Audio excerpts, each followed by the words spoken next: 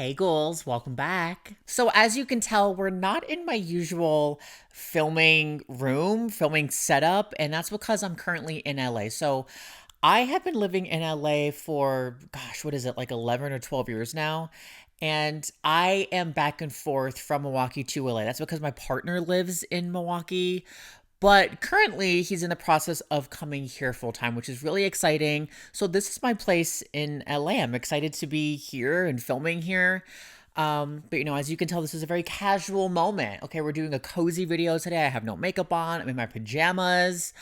And I have been kind of couch bound for the past 2 months, and that's because I had surgery in December 18th, I believe. And it was a really intense surgery, but an amazing surgery. Everything's been going really well. I'm healthy and I'm happy. But the really hard part about this recovery has been just being stuck in the apartment for so long. It's been like 2 months now.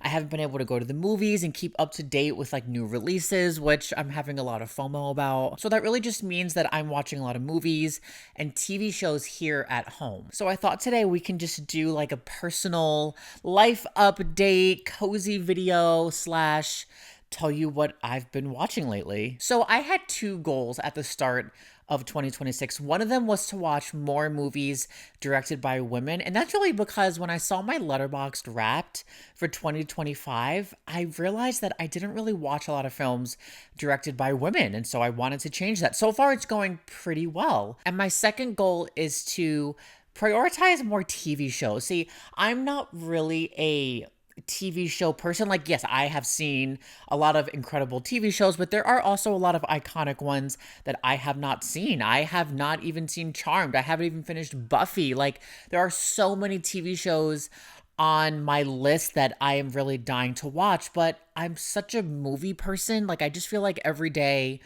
I'm watching so many movies. I'm not really prioritizing TV shows.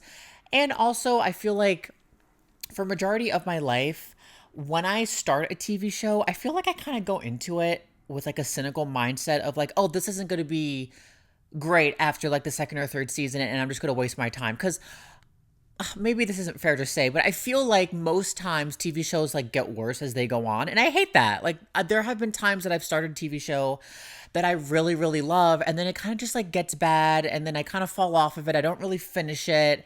And I don't want to be that way, but for some reason, I'm just a person that I struggle to finish TV shows. So a goal of mine for this year was to prioritize watching the TV shows that I want to watch and also finishing them, completing a whole show. And so for the most part, I think it's been going pretty well. I mean, having a TV show when you're recovering is like really, really helpful. It's really comforting. And so currently, I am watching Buffy and I'm watching The Vampire Diaries. So my favorite kind of genre of TV is obviously horror, any sort of like murder mystery, fantasy, like vampires, werewolves, witches. I love all of that. So I actually started watching The Vampire Diaries. It was like when I first moved to LA.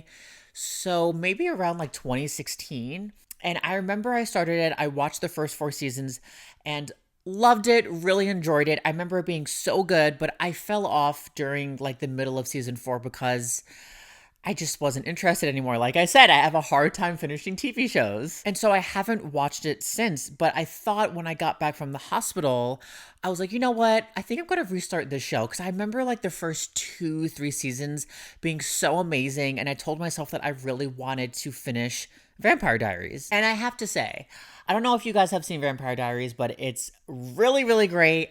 Those first like 2, 3 seasons, when I finished them, I was like, oh, this still holds up. Like, this is a phenomenal TV show. This is like gold television. And then, of course, season 4 came along. I'm currently on season 7, so I haven't finished the whole series yet. But so far, it's been good. Season 4, 5, 6, 7. They're mediocre, girls. Like, it's not great. It's not great, but I'm going to push through. I have one more season after this, and then I'm moving on to something else. But you know what I realized? I love like the 2005, 2010 era of like movies and television, especially horror. And Vampire Diaries, I believe, came out in 2009. And Watching the show, it just reminded me like, oh, I just love this period of time. I love everything. I love the music. I love the outfits.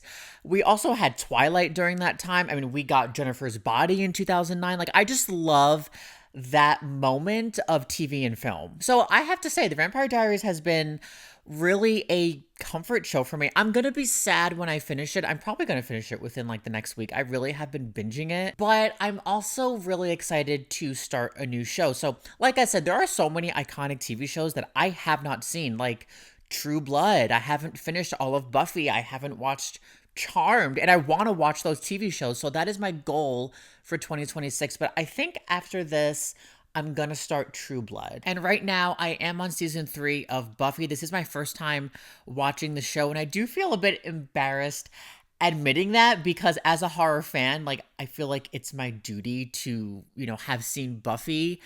And especially as a queer person, right? This show is so important to queer people. And I have yet to see it. I don't know why. I didn't grow up with Buffy. It wasn't something that was ever really on my radar. Of course, I always knew of the show. I just never prioritized watching it. And I do regret that because as I'm watching it, I'm realizing like, wow, this would have been so important to me as a kid. Like I would have just ate this up. I'll admit those first 2 seasons are a bit rough to get into. Doesn't mean that I really dislike it. They're not seasons that I think I would like go back and rewatch in the future. Now season 3, I really feel like this is where the emotional stakes really start to kind of fall into place. You really start caring about these characters and these storylines, and we have Spike now in the mix. Angel just came back from the dead. Like there are really important big plots happening now. And so season 3 was really where I started to be like, okay, I'm in it. Like I am so invested. I need to see what happens next. So I'm binging it and I'm having a really good time watching it. I've kind of been pushing through Vampire Diaries a lot faster than Buffy, but I am excited to finish the show. I'm thinking of maybe doing a video review of Buffy when I finish it, which I'm really excited about. But nonetheless, I have really been enjoying just getting back into TV shows, especially horror shows. Now, in terms of movies, I have been watching a lot, and also a lot of it hasn't been horror, but I'm gonna kind of briefly go through the horror films that I have watched these past like 2 months. So I watched for the first time It Comes at Night, and it was really good. It's not a movie, I'll be honest, I haven't like really thought much about it since I've watched it, but it was a slow burn. It's definitely very creepy. It's set in this like apocalyptic world, focuses on this family who kind of comes together with another family seeking refuge. But us as the audience, we don't really know what is going on out in the world. We don't know, is it a zombie apocalypse? Is it something in the water, in the food that is turning people into these creatures? But we also don't really see anything. So I kind of enjoyed that. It is like a mystery. We're not told exactly what's going on. And I found this movie to be, it's disturbing and it's really violent.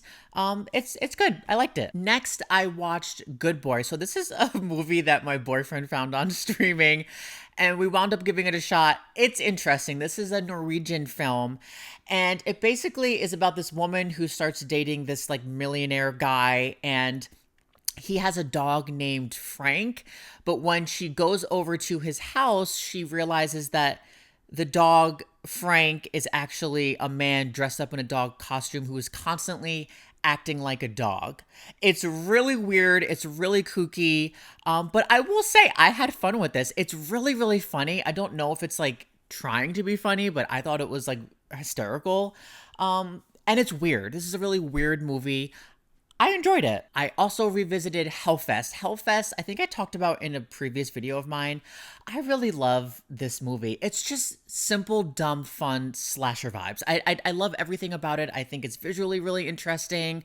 It takes place at this like traveling haunted theme park, and there's a serial killer in the mix of the crowd of everyone in costumes picking off this friend group one by one. And like I said, it's just like simple, dumb fun. This has everything that I want in a slasher film.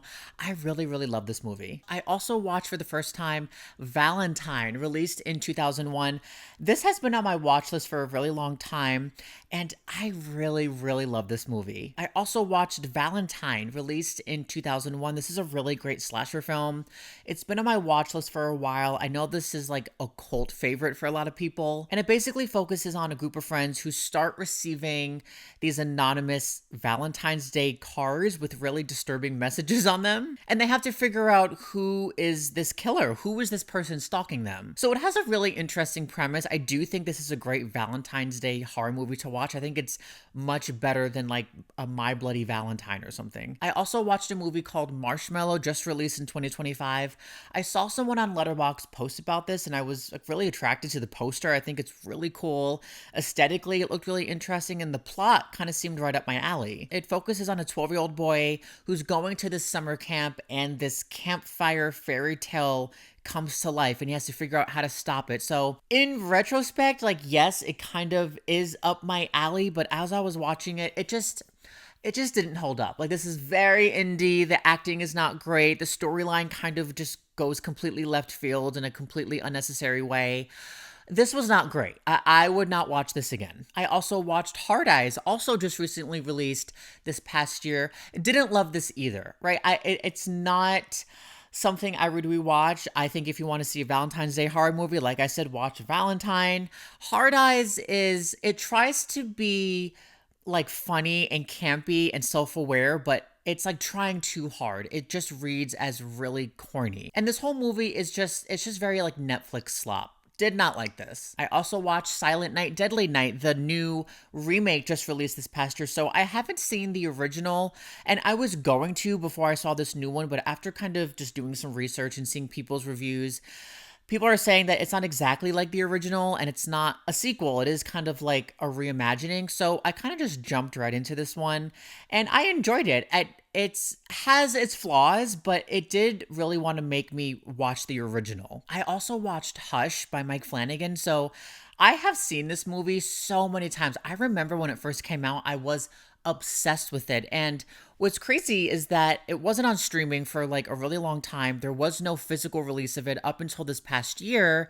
I think it was Shout Factory just did a 4K release of it, which I have yet to get my hands on. But I'm such a big fan of this film. And last week, it just came to my mind and I was like, oh, you know what? That sounds so perfect right now. So I went to go and watch it and I saw that the Shush Cut was also available on streaming, which I thought was just on the physical release. And basically that is another version that Mike Flanagan released. So it's in black and white as a revamped audio mix and no score. So I immediately pressed play. I've been so intrigued to see this version. And I will say I had some doubts in the beginning. The first like few minutes, I was kind of like, okay, what's like the point of this being in black and white? I don't really feel a difference. I don't know if this is really important. But then once those night scenes started, I was like, okay, this is a lot better than the original. And I know Mike Flanagan said that this is his preferred version of the film. And I could see why. It's really, really good. It's really scary. It's so effective. I think I might do a video, maybe doing like a comparison of the two, because I'm so fascinated on this like second version of the film. If you have not seen it, definitely check it out. I think you're going to love it more than the original. I also did a rewatch of the Scream franchise. One of my favorites, of course, right next to Halloween. And I will say, I always enjoy myself revisiting the franchise. But something that stuck out to me after this rewatch, you know what? I don't really like Scream 5. I don't. I think every time I go into watching it, I'm like trying really hard to love it and I just don't. There's something about it. It's like trying to do the nostalgia baiting too much. I think the dialogue is like really corny. Like, yes, Scream is supposed to be meta. It's supposed to be funny. But this time around, it just feels cheesy. Maybe it's the acting. I don't really know, but there's something about the Scream that I just don't really enjoy. It gave us a really great sequel. I really love Scream 6, but this one, it feels like it underutilizes Sydney. I don't really like the third act. I think the killer reveal was like really predictable. And last but not least, I just recently finished a 7-hour documentary on the Friday the 13th franchise. It's called Crystal Lake Memories, The Complete History of Friday the 13th. So I'll admit, my whole life, I have never really been the biggest Friday the 13th fan. Like I said, I've always loved Halloween and Scream. I love Evil Dead. But for some reason, Friday the 13th, it never really did it for me. And really just up until recently, I didn't see all of the movies. I grew up, of course, with the original and part 2. I always loved part 4 as a kid. Freddy vs. Jason was a huge part of my childhood. But other than that, I skipped a lot of the movies in this franchise. But after just recently going through the whole franchise, it has changed my opinions. Yes, it's still not my favorite. I think there are a lot of flaws with these movies. There are a lot of bad ones, but I really enjoyed this watch. And so given that it was just recently Friday the 13th, I thought it'd be fun to dive into this documentary. Again, I saw someone on Letterboxd post about it and it seemed really interesting.